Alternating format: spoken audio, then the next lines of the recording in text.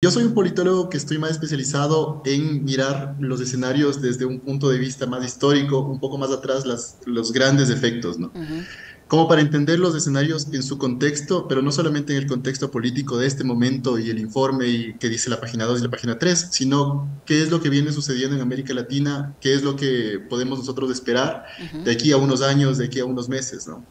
Así que primero tendríamos que comenzar conversando sobre la desigualdad histórica que tiene Ecuador y la región de América Latina. Un estudio del 2020 del Observatorio de Desigualdad del Mundo encontró que Ecuador y Guatemala son los países con mayor desigualdad en términos de tierras. El 10% de la gente más rica de este país tiene el 80% de las tierras cultivables de todo el territorio, eh, lo que es mucho más desigual que India, por ejemplo, Etiopía. Nosotros somos más desiguales que otros países de África, que otros países de Asia, Asia del Sur. De tal manera que nuestras élites políticas tienen un poder mucho, mucho más grande. Y hay muchos estudios que hablan sobre el interés de las élites políticas de tener instituciones débiles, instituciones políticas débiles. De las élites económicas me refiero. Ujú. Las élites económicas, como nosotros podemos pensar aquí, el 10% tiene el 80% de las riquezas de tierras. Eso es un poder que no se va a ir con el tiempo. Ese es un poder que se pasa de generación en generación en generación. Es un poder que van a tener mucho más allá de 4 años de un presidente, 4 años de otro presidente. Entonces, el poder económico aquí en América Latina es un poder económico fuertísimo y es un poder económico que le interesa tener instituciones débiles y países muy débiles, de tal manera que ellos puedan negociar siempre con ventaja. Y eso es lo que ha pasado en América Latina históricamente. O sea, Perú tiene la historia de votar presidente tras presidente tras presidente y Ecuador nosotros teníamos esta historia, si podemos recordar, antes de este fenómeno electoral súper fuerte, la Revolución Ciudadana, tuvimos este periodo de votar presidentes, pero eso se explica por instituciones muy débiles, ¿no? En este caso hay un interés de cierto grupo de las élites económicas por mantener al presidente en el poder porque el presidente claramente ayuda a justamente debilitar estas instituciones, debilitar el Estado, hacerlo más pequeño, hacer más pequeño la inversión social, mientras se da ciertos beneficios a otras élites económicas que están beneficiándose de esto. Lo que tiene en contra el presidente no son las élites económicas, sino es el pueblo y es gran parte de las bancadas de la Asamblea. Sin embargo, no son todas estas bancadas. Parte de la debilidad institucional de la política incluye que los partidos sean partidos muy débiles. Aquí los partidos que nosotros tenemos son partidos que se arman a último momento, se arman solamente para las elecciones. Y estos partidos tienen en gran parte mucha gente que no es ideológica, que no tiene principios como políticos estructurados, sino que son personas que se pueden comprar los votos. Entonces, si bien pasó el voto por el juicio político para el presidente, esto es justamente abrir un escenario en donde el presidente está vulnerable y los asambleístas tienen cierto margen de maniobra para comenzar a negociar. En este caso, yo estoy seguro que hay muchas personas, muchos políticos al interno de la Asamblea que están viendo qué es lo que le puede ofrecer todavía el gobierno, qué es lo que les pueden ofrecer de aquí a futuro, de tal manera que ellos dicen, yo voté por el informe, pero voy a ver si es que cambio de opinión, dependiendo no sobre mis principios, sino sobre lo que me puedan ofrecer. Esto es parte de la debilidad institucional y si bien nosotros podemos tener, o sea, puede haber causales, puede haber discusiones en lo retórico, las discusiones reales y lo que va a determinar realmente si es que el presidente se queda o se va, es justamente estas trampas que hay en las instituciones débiles que nosotros tenemos. Pero, Pablo, el escenario actual del presidente Lazo es catastrófico, con una aceptación, yo creo que menor al 10. Mucha gente le da Dos. un nivel más elevado a 12 puntos, pero yo creo que menor al 10. Con un apoyo político insignificante, perdió las elecciones, perdió la consulta popular, con una ciudadanía despedazada por el tema de inseguridad, etcétera. Esto ya no le da margen de negociación al gobierno nacional. Inclusive esos actores políticos que usted dice que estarían pensando que pescan a río revuelto ya no tienen piso para negociar con alguien con semejante desgaste, ¿o no es así? Si es que el presidente negocia directamente con la ciudadanía, obviamente que no, que nadie le va a aceptar, ¿no? Ujú. Pero el presidente negocia con élites políticas de ciertos partidos. que se manejan en esta dinámica de qué es lo que puedo ganar, qué es lo que puedo perder. Hay varios estudios que dicen igualmente que el último interés de un partido político es representar a sus votantes. O sea, el primero es Es sobrevivir, el terrible. segundo es tener un beneficio y sobrevivir a largo plazo y, digamos, fortalecer el partido y fortalecerse individualmente también. Y solo al final de la intención política de los partidos está en representar a los votantes. Entonces, tanto presidente, tanto partidos, están viendo la ciudadanía, están pensando en sus costos políticos, en sus costos electorales un poco a futuro, pero lo que realmente determina esto es qué es lo que podemos nosotros ganar aquí, qué es lo que podemos nosotros consolidar en este momento, ¿no? Esto en el caso de las élites políticas al interno del Ecuador. Sin embargo, hay una preocupación y es por esto que está también habiendo varios conflictos, tanto con fiscalía, tanto con embajadas, con otros sectores. Y es que algunas élites internacionales están preocupadas por este tema del narcotráfico.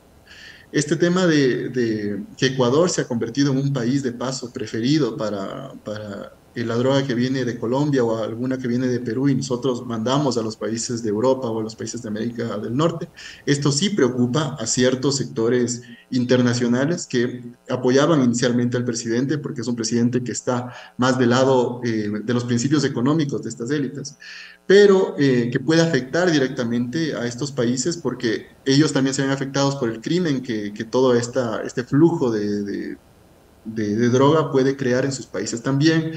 Las consecuencias negativas llegan hacia ellos también. Entonces hay como también conflictos y hay preocupación al interno del Ecuador y al interno de estas élites políticas porque también están viéndose afectados intereses de personas, de grupos de poder que son más grandes que el presidente Guillermo Lasso, ¿no? Entonces ahí se puede explicar cierta debilidad y estas explosiones que hay, por ejemplo, en medios como la posta o la reapertura de ciertos procesos, porque se tienen que controlar y digamos, eso es una preocupación real de algunos grupos de poder. Pero esto se define con grupos de poder. O sea, o puede que en el caso de que haya una protesta generalizada, un paro como hubo, sea lo mejor, digamos, cortar en ese momento al presidente que está, porque los paros no solamente afectan a la ciudadanía, no solamente afectan a la imagen del presidente, sino que detienen los comercios. O sea, se ven afectados los que exportan rosas, se ven afectados los comercios de aquí de Quito, se ven afectados todos los comercios a nivel del Ecuador. Entonces, eso tampoco les conviene. Pero si pueden ver, o sea, eh, nosotros tenemos que tomar muy en cuenta los grupos de poder, los juegos de poder que hay arriba y que tienen que ver con dinámicas mucho más amplias que solamente lo que dice la página 2 o la página 3 o la página 4 de un informe. Eso no es lo que va a determinar. Pablo, ¿cómo un pequeño grupo de la población, que usted dice es el más privilegiado y es el que apoya al presidente de la República, y en base a eso se entendería las decisiones que desde el gobierno se han adoptado, porque la gran mayoría de los ecuatorianos no se han beneficiado de esas decisiones, pero cómo ese pequeño grupo, poderoso y todo, puede sostener a un mandatario con los niveles de desaprobación que tiene actualmente el presidente de la República? ¿Cómo lo pueden sostener en el largo plazo hasta que termine su gestión? O sea, en este caso, evitando que el juicio político se lleve adelante, ¿no? Si es que el juicio político, por ejemplo, se detiene en la Corte Constitucional o no encuentran los votos y hay suficientes asambleístas que pueden ser virados, digamos, en el voto inicial que tuvieron, simplemente se queda, ¿no? Además, esto es un poco irónico porque siempre se quejaron del hiperpresidencialismo que existe en Ecuador. Ellos decían el hiperpresidencialismo, Rafael Correa controla todo y demás. Tenemos el mismo sistema hiperpresidencialista y no puede hacer nada el presidente Guillermo Lasso en términos de política pública de llevar adelante, de sacar adelante el Exacto. gobierno sin el apoyo de la Asamblea. Sin embargo, este hiperpresidencialismo sí da ciertas como garantías para mantenerse en el poder, de tal manera que incluso si es que el juicio político se lleva hasta el final, tiene la posibilidad de hacer muerte cruzada y quedarse al menos 6 meses gobernando el presidente sin la Asamblea hasta que haya nuevas elecciones, ¿no? Pero, digamos, hay una crisis generalizada, hay muchos grupos de poder que no están contentos, hay grupos que están viendo cómo se rearma esto, pero yo creo que es factible que esto se pueda No que sea lo más probable. Por ahorita no podemos saber bien qué es lo más probable, ¿no? Porque debe haber tantas negociaciones, debe haber tantos fuegos por atrás, y tantos intereses golpeados también por atrás. Pero es factible pensar también que el presidente se podría quedar, a pesar de todo esto, y a pesar de que se intente sacarle a él y todo. eh, es un poco complejo con el sistema presidencialista fuerte que nosotros tenemos. Ahora, se ha hablado también, Pablo, de que la coyuntura actual desde las élites tiene que ver con una disputa de control financiero y de control de poder en instancias que inclusive van más allá solamente del sistema financiero o del tema de tierras, etcétera, como usted analizaba, sino va Ujú. hacia el control de un poder de elementos oscuros que estarían integrados a esta élite de poder en el manejo, por ejemplo, de organizaciones narcodelictivas. ¿Se puede configurar y se puede leer eso? Porque evidentemente hay evidencias en toda América Latina y en el mundo de la infiltración que el narcotráfico hace, ¿no? En las instancias de poder, y en Fuerzas Armadas y en Eh, policía. Eso es complejo porque ese es uno de las consecuencias perversas de tener instituciones débiles, ¿no? Al principio las instituciones débiles pueden servir para beneficiar a ciertos sectores, pero eventualmente cuando las instituciones son muy débiles y tenemos una desigualdad tan grande que, digamos, somos personas que nacemos en la pobreza, digamos. Y una persona que nace en la pobreza, para ganar lo que gana en un mes, una persona del 1% más rico tiene que trabajar 630 años para ganar lo que gana el rico en un mes. O sea, es una diferencia tremenda y si quieren tener familia y si es que tienen problemas vitales también, o sea, puede haber cualquier cuestión que se necesita como, o sea, hay muchas personas que legítimamente tienen estos deseos de movilidad social, ¿no? Pero si es que no, el Estado no provee garantías ni educativas ni de salud para la movilidad social, si es que un título universitario no ayuda siquiera a conseguir trabajo, si es que hay personas que viven en los exteriores del Ecuador y no tienen la posibilidad siquiera de entrar a estos sistemas educativos, sistemas de salud y todo, ¿qué otras alternativas les quedan sino el crimen? O sea, hay, eh, digamos, esto es súper triste de pensar, pero es una forma también de vida de muchas personas, es una forma de ayudar a sus familias, ¿no? No es que las personas que están en la cárcel entran solamente porque nacen malvadas, ¿no? Sino que la sociedad les empuja hacia estos fines.